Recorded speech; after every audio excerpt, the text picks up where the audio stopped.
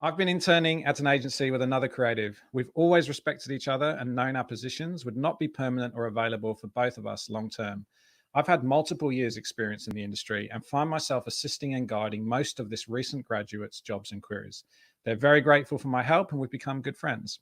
For a few weeks now, some seniors we work with have been making obvious actions that favour my competitor, which is how they refer to us.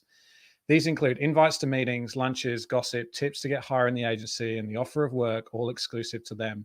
What hurts most are the comments praising how amazing my fellow intern is and always assuring them that their job is secure and wanted. Without saying it, they make me feel like I'm doing a worse job. I find myself wanting to leave.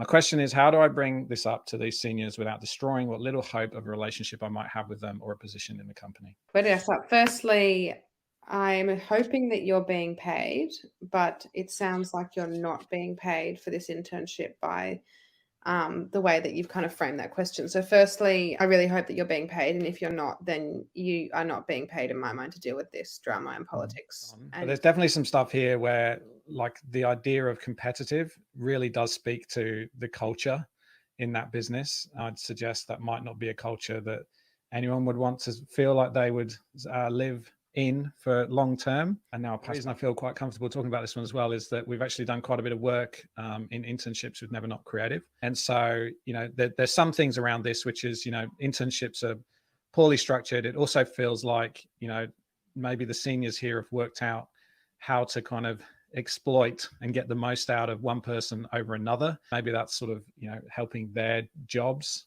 Just the whole thing, I think, in terms of taking a competitive nature to this is it's not about building talent, which is really the whole point of internships, being able to help people grow into this market. A lot of people see internships as being able to give back, and this just feels like it's not that case at all. Also, you've got multiple years experience in the industry. You know, that really, this business shouldn't be offering internships from kind of that perspective. It sort of devalues the fact that you've got all that experience. So yes, I would take a look. We can definitely share some resources, and if you want to jump into our Discord channel, which I'll put the link to in a little bit, then, you know, jump in, and we, you know, be a few people in our community that certainly can help with that. Erica, do you want to add anything?